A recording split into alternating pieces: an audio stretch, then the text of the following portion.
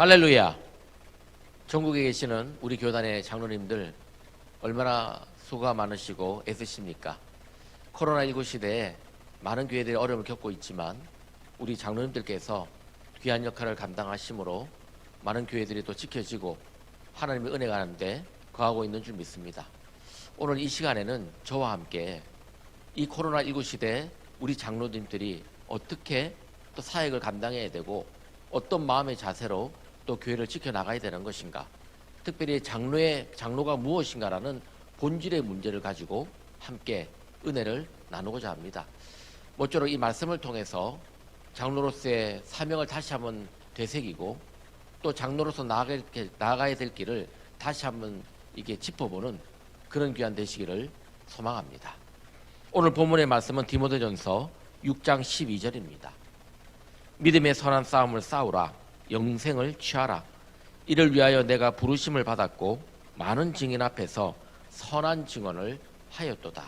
아멘. 장로라는 말의 어원은 헬라 말로 프레스뷰테로스입니다. 이 말은 영어로 프레스비터라고 부르고 다시 엘더라고 번역되어 우리말로 장로라고 불리고 있습니다. 장로라는 말이 구약의 약 100회, 신약의 60회 정도 기록되어 있죠. 장로파란 이 명칭이 장로라는 말에서 유래되었고, 장로교회란 교회 회원이 선택한 장로에 의해서 다스리는 대의제 형태를 가리키는 그런 정치 형태를 가진 교회입니다. 성경에 나타난 장로라는 말의 뜻을 종합해 보면 나이 많은 사람, 수염이 난 사람, 또는 존경할 만한 사람, 인격적으로 존경받는 공직자들도 장로라고 부르고 있습니다. 또는 다스리는 자, 원로, 민중의 대표나 백성들의 대변자, 가르치는 자, 예배를 돕는 자, 구제사업을 돕는 자 등 여러 가지 뜻으로 이 장로가 쓰이고 있습니다. 한글학계 큰 사전에 의하면 일반 사회에서도 덕이 높고 나이가 많은 사람을 장로라고 부르고 있습니다. 이 불교에서도 학식이 높고 나이가 많은 사람, 또 그 절의 원로를 높여 부를 때 장로라고 하고 있다고 합니다. 즉 장로란 덕망이 있고 경험이 많은 지도자라는 뜻이며, 이것은 우리 기독교에서만 쓰는 용어는 아니라는 것입니다. 한마디로 장로는 그래서 교회만의 명칭은 아니죠. 어느 공동체라도 어른의 역할을 하고 교인들의 대표 역할을 하면 그게 바로 장로가 되는 것입니다. 그래서 이 장로는 시대를 초월하고 또 어떤 공동체를 초월해서 항상 쓰이고 있고 또 존재해 왔고 또 각자의 공동체마다 또 역할이 있다는 것입니다. 그러므로 장로가 되는 우리 이 조건의 제일 1순위가 뭘까? 사실 우리 교회에서는 장로님들을 우리가 뽑지 않습니까? 그러면 그 장로님들 뽑는 가장 첫 번째 조건이 뭘까? 많은 분들이요, 그 조건을 신앙이라고 얘기를 합니다. 맞죠? 당연히 기본입니다. 그런데 표면적으로는요, 죄송하지만 신앙이 1순위가 아닙니다. 그게 뭘까요? 그것은 사람들의 존경입니다. 사람들의 존경이에요. 그러니까 신앙은 기본으로 있다고 여기고 다 신앙이 좋다라고 여기고, 사실 장로로 선발되어서 선출되는 가장 1순위가 뭐냐? 사람들이 존경해야죠. 사람들이 믿을 만하고 따를 만하고 야 저분 참 존경스럽다, 이런 분들이 뽑히게 되는 것입니다. 구약에서 하나님께서 친히 제사장을 세우고 선지자를 세우고 왕을 세우셨지만 장로를 친히 세우신 적은 없습니다. 장로는 사실 사람들로부터 존경받는 사람이 세워졌기 때문입니다. 다른 말로 하면 사람이 세웠다는 것이죠. 그리고 자연스럽게 그 존경을 받는 장로들은 하나님의 부름을 받은 왕이나 제사장이나 선지자들이 존중을 해주었고 또 그들에게 조언을 구했습니다. 유대사회는 왕과 제사장과 선지자를 기름 붓는 예식이 있지만 이 장로는요, 기름 붓는 직은 아니었습니다. 그러나 장로들 중에서 따로 부르심을 받은 경우는 성경에 나옵니다. 그게 언제입니까? 모세가 자신의 일이 감당되지 않을 정도로 많아지자 이때 하나님께서 모세의 사역을 도울 70명의 장로를 선별하시도록 해주셨습니다. 이미 존재하는 공동체의 장로들 중에 70명을 선별해서 세우신 것입니다. 이스라엘 사람들에게 장로 직분은 엄격한 의미에서 직분은 아니었습니다. 이스라엘 민족 공동체의 자치성을 강화시키고 법보다는 덕으로 문제를 해결하는 어찌 보면 좋은 언로의 역할을 했던 것이죠. 즉 비정치적인 그룹이었습니다. 이러한 제도가 예수님 당시에는 정치화되고요. 또 제도화되어서 결국에는 산헤드린이라는 의회의 모습으로 나타나게 됩니다. 다시 말해 이런 정치화, 제도화가 본격화되었던 것입니다. 사실 장로 제도는 유대교의 제도였지만 또 초대교회가 이 장로를 교회의 직분으로 수용을 하게 됩니다. 사도행전 14장 23절에 보면 사도 바울이 각 교회에서 장로를 세워 교회를 조직하는 것을 보게 됩니다. 장로 선택은요, 회중에서 선출하여 약간의 경험을 쌓은 후에 안수해서 임명을 했습니다. 초기 교회에서 감독과 장로는 실질적으로는요, 동료로 사용되었습니다.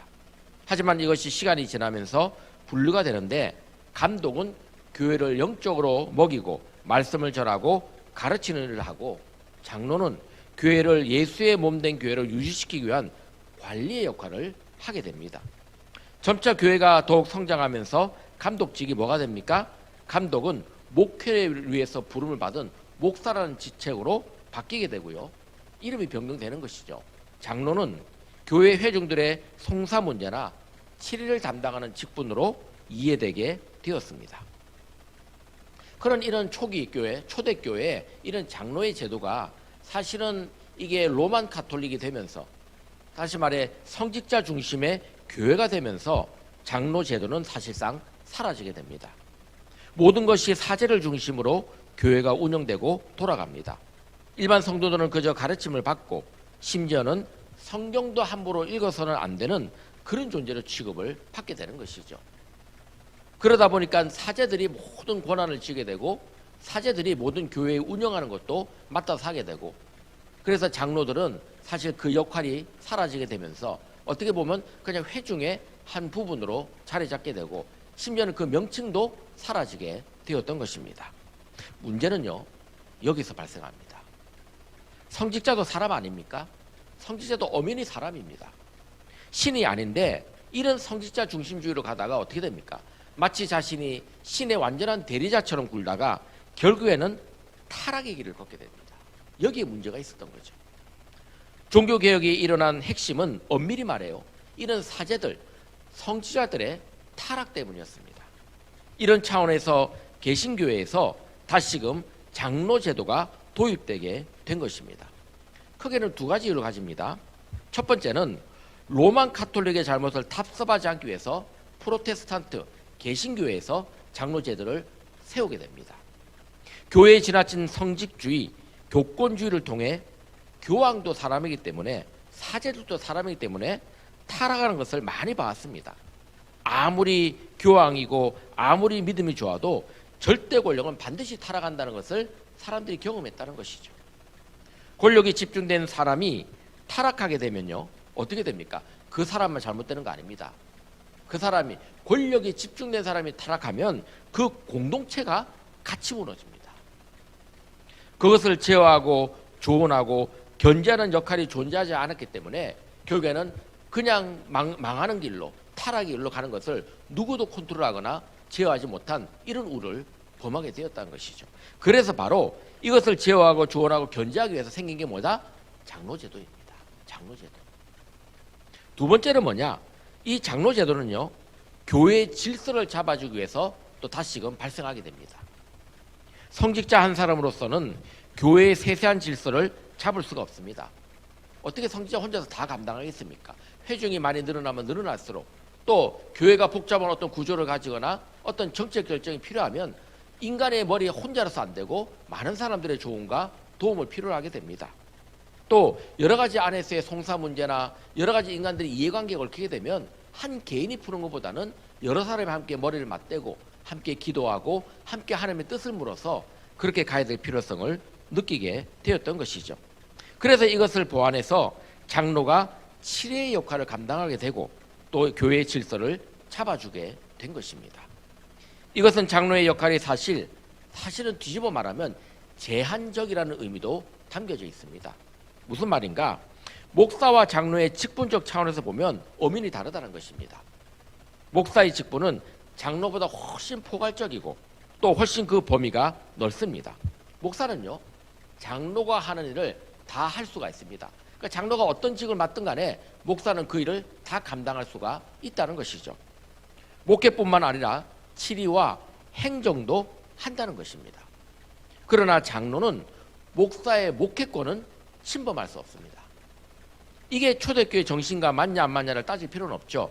왜냐하면 이것이 우리가 장로교인 이상 장로교가 생긴 바탕이 그렇다는 것입니다.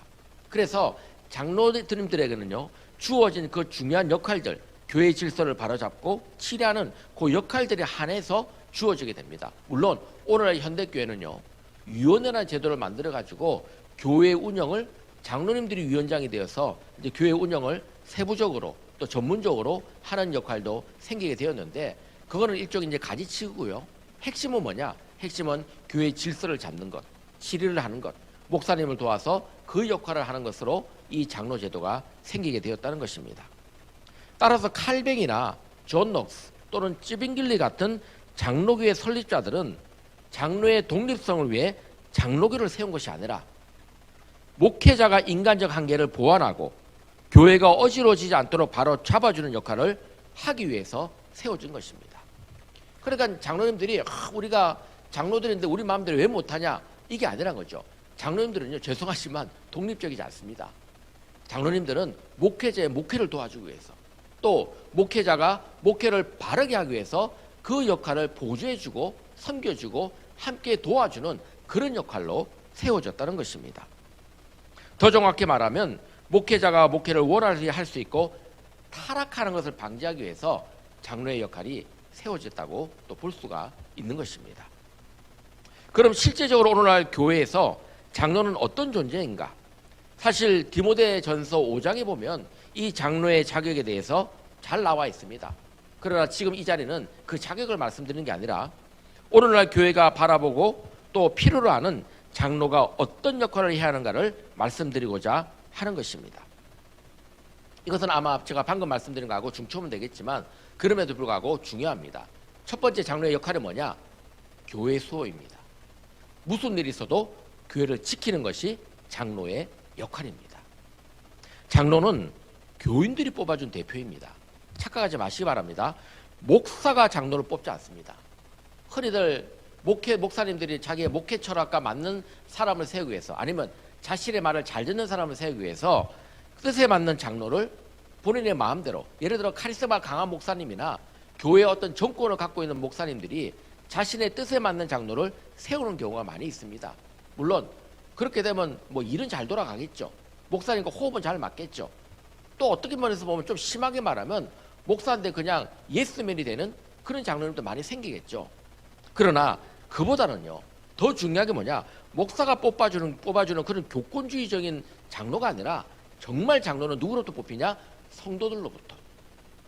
더 중요한 것은 성도들의 존경으로부터 장로가 세워지는 것입니다. 어떤 면에서 보면 장로는 그래서 교인들이 뽑아주는 것이고, 그래서 선거를 하는 것입니다. 교인들의 3분의 2 이상의 찬성을 받아야 장로가 세워진다. 무슨 말입니까? 교인들부터 인정을 받으라는 것이죠. 그래서 투표하는 것이고, 그래서 이게 과반수가 아닌 3분의 2라는 그런 어떻게 보면 높은 조항을 두고 있는 것입니다. 만약 목사가 뽑는 것이라면요, 죄송하지만 투표할 필요 없습니다. 목사가 자기 마음에 맞는 사람을 장로로 세우겠다. 그러면 뭐하러 투표합니까? 투표할 필요가 없죠. 목사가 그냥 아무나 세우면 되는 것입니다. 목사의 생각과 교인의 생각들이 얼마든지 다를 수 있기 때문에 사실은 이렇게 해서는 안 된다는 것이죠. 그럼 장로는 무엇을 위해 존재하나? 방금 말씀드린 대로 이렇게 하는 이유는 교회를 지키기 위해서입니다. 목회자의 목회를 돕는 것이 우선이요, 유사시 목사의 타락이나 전행으로부터 교회를 보호하는 것도 그 역할인데, 이 모든 것이 결국 뭡니까? 이게 교회를 지키는 겁니다. 목사님의 목회를 돕는 것도 교회를 지키는 거지만, 그 목사님이 잘못되었을 때 그 목사님을 제어하고 또 교인들의 뜻을 온전히 전해서 그 교회를 지키고 무너진 것을 막아주는 역할을 장로님들이 하는 것, 이게 다 교회를 지키는 역할이라는 것이죠. 교인들에 대해서도 마찬가지입니다. 결국 교인들에게도 문제가 생기면 장로님들이 나서가지고 그 교인들을 진정시키고 또 덕으로 그 사람들을 교훈 주고 또 그 사람들을 바로 세워주는 역할, 그것도 장로님들이 같이 함으로써 교회를 지키게 되는 것입니다. 결국 교회를 지키는 역할이 장로의 최고의 중요한 사역이라는 것입니다. 무조건 이거는 교회 소유입니다. 다른 거 없습니다. 교회를 지키는 것이 장로의 목적입니다. 장로님들 한 가지를 분명히 깨달으십시오. 내가 목회자의 소위 말해서 뜻과 맞지 않는다. 때로는 내가 목사님과 충돌하거나 내가 원하는 대로 교회가 돌아가지 않는다 해가지고 교회를 떠나는 장로님들이 있습니다. 죄송하지만 이분은요, 애초부터 장로가 아니었습니다. 왜냐하면 장로는 교인들이 뽑아줬기 때문에 무슨 일이 있어도 끝까지 그 교회를 지켜야 됩니다. 목사는 떠날 수 있어요. 목사는 청빙받아 왔기 때문에, 목사는 비록 그 교회를 세웠다 할지라도 그 목회는요, 하나님께서 맡기는 한에 있어서만 목회를 하는 것입니다. 그러나 장로님들은 그 교회를 구성하고 있는 교인들이 존경하고 그 교인들이 뽑아준 대표이기 때문에 절대 교인들이 없어지기 전까지는 그 교회를 떠나서는 안 된다는 것이죠. 비록 목사님과 좀 뜻이 안 맞는다 해도 목사님 말씀에 순종해 주면서 또 때로는 섬겨주면서 때로는 조언을 하면서 끝까지 자리를 지켜야 됩니다. 에이 더럽다, 그리고 교회를 떠나버린다, 장로로서 자격 없습니다. 그래서는 절대 안 되는 것입니다. 차라리 말을 안 하고 가만히 있다 할지라도 기도만 해도 그 교회를 지켜야 되는 것입니다. 그것이 바로 장로의 본분이다. 내가 불가피하게 집안이 무슨 여러 가지 사정 때문에 이사를 한다든지 아니면 해외로 멀리 떠나게 되었다는 건지 건강에 문제가 있다든지 내가 교인들을 섬기기에 여러 가지 어떤 육체적인 정신적 문제가 생긴다면 모를까, 그렇지 않는다면 반드시 그 교회를 떠나지 아니하고 그 교회에 묵묵히 자리를 지키는 것까지도 장로의 그 역할이고 교회를 지키는 것임을 명심하시기 바랍니다. 그러니까 교회 떠난다는 말은 장로는 입 밖에 나오면 절대 안 되는 것입니다. 그 사람은 장로가 아니기 때문입니다. 여러분, 장로연합회라는 것도 있죠. 우리 교단에도 장로연합회 있지 않습니까? 그걸 왜 만들었습니까? 죄송하지만 이런 장로님 댁에서 이런 단체를 무슨 로터리 클럽이나 라이언스 클럽처럼 그렇게 생각하고 그런 어떤 사회봉사 단체로 만드셨나요? 그거 아니지 않습니까? 장로연합회를 만들었다면 그 장로연합회의 중요한 사역이 뭐냐? 중요한 역할이 뭐냐? 교회 지키는 겁니다. 어떻게 하면 우리 교회를 지킬까? 어떻게 하면 우리 교단의 교회들을 우리가 지켜내고 또 수호하고 이 교단들의 발전을 위해서 우리가 애를 쓸까? 그거 위해서 장로연합회를 만든 것이 모여서 친목하고 모여가지고 무슨 끼리끼리 모여서 놀라고 무슨 대단한 사업하라고 외부 행사라고 아닙니다. 첫 번째도 교회, 두 번째도 교회, 세 번째도 교회가 돼야 됩니다. 장로님들은 교회를 떠나서는요 졸릴 근거가 없기 때문입니다. 왜? 말씀드렸지 않습니까? 교인들이 뽑아줬기 때문에. 내가 속한 교인들이 나를 뽑아줬지 교회 밖의 사람들이 나를 뽑아준 거 아닙니다.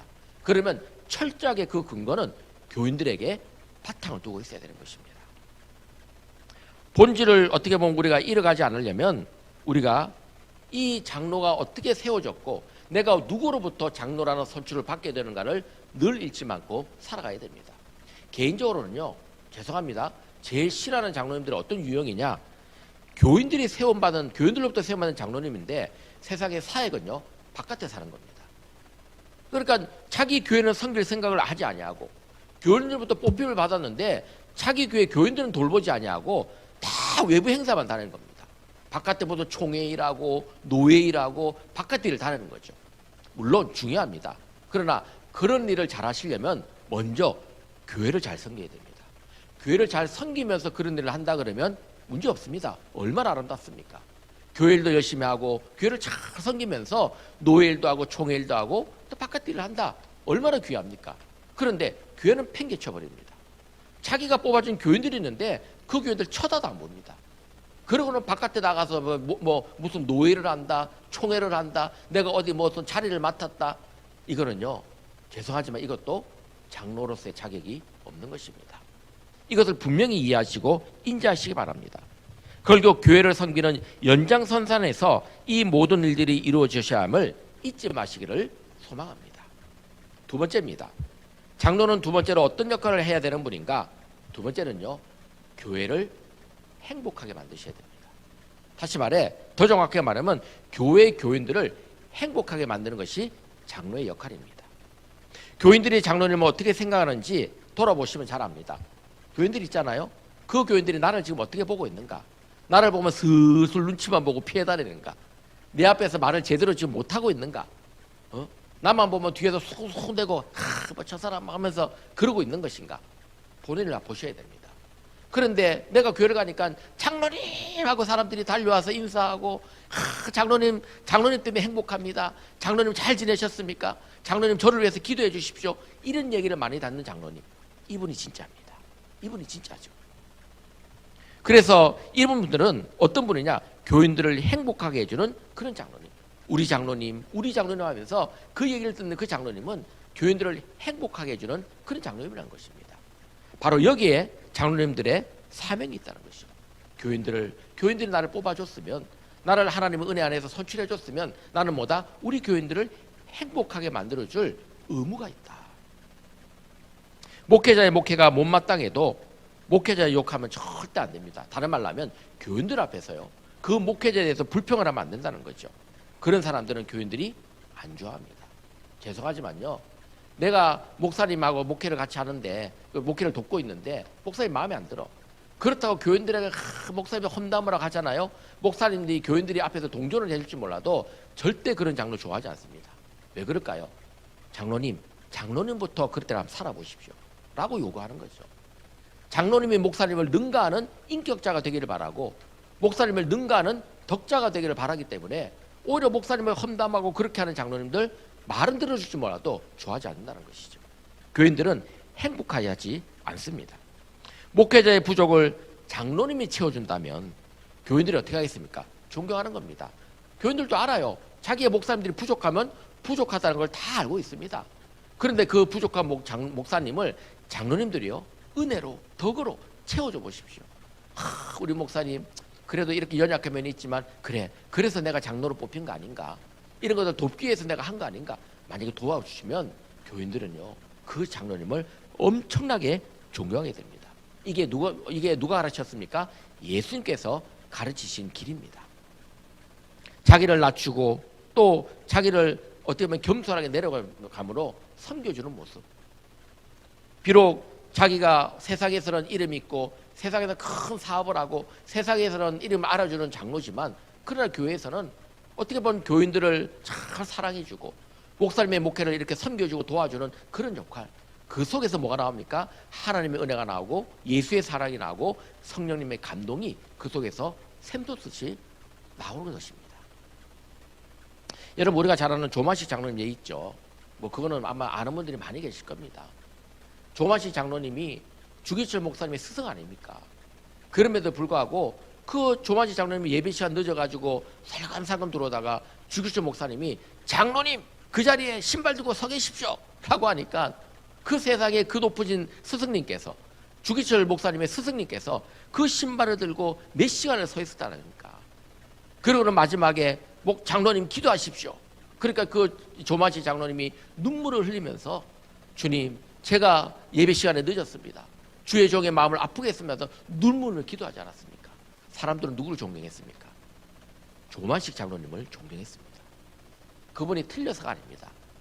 그분이 뭐 옳아서도 아닙니다. 그분이 보여준 은혜의 모습 때문에 존경하게 되었다는 것이죠. 교인들은 바로 그런 장로님의 모습을 보면서 행복해한 겁니다. 주기철 목사님이 왜 주기철 목사님이 됐겠습니까? 바로 그런 장로님을 통해서 은혜를 받았기 때문입니다. 젊은 나이에 주기철 목사님 혈기가 왕성합니다. 그 생김새 보십시오. 얼마나 예리하게 생기셨나. 근데 그런 분도 그 조만식 장로님의 그 은혜를 받으니까 본인이 위대한 목회자가 되어갔던 겁니다. 좋은 목사는 누가 만드냐? 좋은 장로님들이 만드는 겁니다. 그죠? 여러분, 좋은 목사를 기대하지 마십시오. 그러려면 좋은 장로님 되시면 됩니다. 그러면 목사님들도 깨닫고 좋은 목사님 되려고 애를 쓰게 되는 것입니다. 사실 우리가 살면서 장로님들 중에 그런 얘기 있죠. 야, 내가 저 말 안 듣는 사람들, 내가 저들을 죽여서라도 바로 잡아야 되겠다. 내가 저들을 때려서라도 바로 잡아야 되겠다. 절대 안 잡힙니다. 그렇게 잡으려고 하지 마십시오. 그렇게 잡으시려다가 나도 속 터져 죽고 그쪽도 속 터져 죽습니다. 그런 게 아니죠. 교회는 누구를 잡는다 해서 잡히는 것이 아니고, 이 교회란 것은 뭐냐? 이 교회는 내가 죽음으로, 내가 미랄이 됨으로, 내가 거름이 됨으로 누군가를 살려내고 누군가를 세워가는 것입니다. 그래서 이런 마음으로 살 때 그리스도의 모습이 나타나고 이것이 바로 우리 성도들에게 가르침이 되고 장로님으로서의 귀한 모습이 되어 교인들을 행복하게 만들어주는 것입니다. 세 번째입니다. 세 번째 장로의 가장 중요한 역할이 뭔가? 교회를 소외되고 행복하게 해줌으로 궁극적으로는 뭘 합니까? 교회와 세상을 살려내는 것입니다.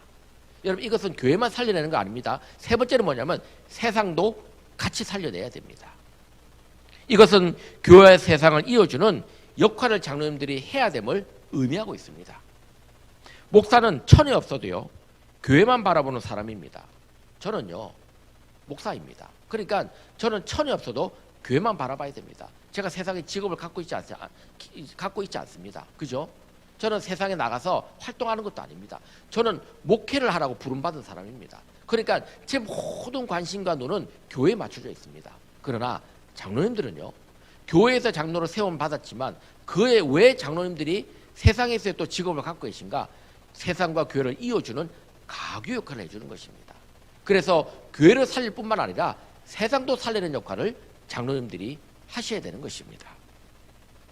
장로님들은 이미 세상에 일을 하면서 장로로 부름을 받았습니다. 장로가 세상의 직업을 가진 것은 결국 교회와 세상을 복음으로 이어주는 가교 역할을 하는 것인데, 이것은 세상과 교회의 연결 통로가 되라는 것입니다. 그 통로를 통해 교회를 살리고 세상에 살리는 그런 존재가 되라는 것입니다. 나로 인하여 교회도 살아나고 그래서 세상도 살아나는 것입니다. 이거는요, 더 구체적으로 말씀하면 이겁니다. 세상에 나가셔가지고요, 욕먹지 마시기 바랍니다. 세상에서 존경받으시기 바랍니다. 세상에서 내가 사업을 하건 장사를 하건 직장을 다니건 교육자를 있건 무엇을 입든 간에 세상의 직업도요, 성직이라고 여기시고 그 직을 잘 감당하셔야 됩니다. 세상에서 욕먹으면요, 교회에서 아무리 잘 섬겨봐야 그거는 말짱 도루묵 됩니다. 장로님은 어떻게 보면 목사보다 훨씬 더 중요한 역할을 해야 되고요, 훨씬 더 중요한 직책을 맡은 분이라고 저는 믿습니다. 아니, 더 무거운 직책을 맡은 분이라고 믿습니다. 목사는 교회 안에서만 어떻게 보면 잘 살면 되죠. 그러나 장로님들은 교회뿐만 아니라 세상에서도 그 귀한 교회의 장로라는 모습을 보여주면서 살아야 됩니다. 그 모습을 못 보여주면 어떻게 됩니까? 전도의 길을 막히고 복음의 길을 막히고 예수님께서 말씀하신 것처럼 사람을 실족시키는 일을 하게 되기 때문입니다. 실족시키는 자는 어떻게 하라 했습니까? 차라리 남을 실족시키느니 연자맷돌을 목에 메고 물에 빠지라 그랬습니다. 얼마나 무서운 말씀입니까? 그런 것처럼 장로님들은 교회도 잘해야 되지만 세상에 나가서도 내가 장로로서 역할을, 장로로서의 그 정체성을 잘 살리면서 사셔야 되는 것입니다. 그래서 부탁하기는요, 그 자신이 없으면, 내가 세상에서 잘 살 자신이 없으면요, 장로 되려고 별로 하지 마시기 바랍니다. 장로가 되시려는 분은요, 내가 교회에서 이런 좋은 일을 하겠다, 내가 교회를 목사님을 잘 섬기겠다도 중요하지만 그 이전에 장로가 되실 분들은요, 내가 교회를 이렇게 잘 섬기겠다는 그 청사진부터 먼저 갖고 계셔야 됩니다. 대개는 장로님들이 되시려고 할 때 되시고 싶어하는 분들은요, 교회만 생각하는 경우가 많습니다. 그러나 그렇지 않습니다. 저는 분명히 말씀드리지만 우리 교회 장로님들 세울 때도요, 그냥 교회를 섬기는 장로님들을 세우는 건 맞는 것이지만, 그러나 그 장로님들이 세상을 섬길 자신이 없으면 장로하지 마시라 그럽니다. 세상을 제대로 섬길 자신이 없으면 장로에서는 안 된다고 합니다. 왜? 괜히 교회는 잘 섬기지만 세상 나가서 욕먹으면 그 교회를 완전히 무너뜨리게 되고 그 교회를 완전히 욕먹게 되는 그런 통로가 되지 않겠습니까? 그래서 장로님들은 바로 세상에서도, 세상의 직업을 가진 분들이 대부분이기 때문에 세상에서도 그 장로로서의 거룩성을 유지하고 그 정체성을 유지함으로 세상과 교회를 이어주는, 복음으로 이어주는 가교의 역할을 해야 된다는 것입니다. 이렇게 될 때 세상에서 밖으로는 인정받고 그리스도인으로서 본분을 충실히 지킴으로 장로의 향기가 나오게 되고, 또 우리가 오늘날 말씀하는 이 오늘날 교회를 제대로 지켜내는 그런 본분이 되는 것입니다. 말씀을 마치겠습니다. 코로나19가 닥쳤다 그래도요, 장로의 본질은 바뀌지 않습니다. 제가 무슨 코로나19 시대에 장로는 어떻게 해야 되는가, 여러 가지 얘기가 있겠죠. 그러나 코로나19라가 별겁니까? 코로나19라고 해서 뭐 우리 장로님들이 달라질 게 있습니까? 아니에요. 본질 지키시면 됩니다. 그 본질을 지키시고 그 본질 안에서 내가 예수님을 믿고 예수님을 따르고 예수의 온전한 제자가 되어서 정말 주님께서 주신 이 교회를 잘 수호하고 교인들을 행복하게 만들고 또 이 세상과 교회를 이어주는 복음의 가교 역할을 함으로 이 교회가 정말 나로 인해서 온전한 교회가 되는 그런 장로가 되겠다. 그 마음을 가지셔야 되는 것입니다. 목사 바라보고 장로하지 마시기 바랍니다. 목사 바라보고 하는 것이 아니라 목사님의 목회는 도우시고 목사를 아니라 그 목사님 뒤에 계시는 예수님 바라보고 장로의 역할을 감당하시기 바랍니다. 우리가 이 천의 우리 기독교인들은 다른 거 없지 않습니까? 우리는 예수님 바라보고 사는 사람들입니다. 그래서 그 예수님 바라보고 내가 주어진 이 장로의 직분을 귀하게 여길 때 그 장로의 직분은 온전해지고요. 하나님 보시기에 예수님 보시기에 정말 귀한 장로임으로 인침을 받게 될 것입니다. 세상의 요소에서 각자 그리스도의 향기를 내며 그 역할을 잘 감당하실 때 교회도 살고 세상도 살리는 귀한 주님의 일꾼도 되실 것입니다. 바라기는 이런 마음으로 예수님의 모습을 따라 작은 그리스도의 모습으로 살아가는 그런 장로님들 다 되시기를 소망합니다. 이런 은혜로 사시기를 축원합니다. 감사합니다.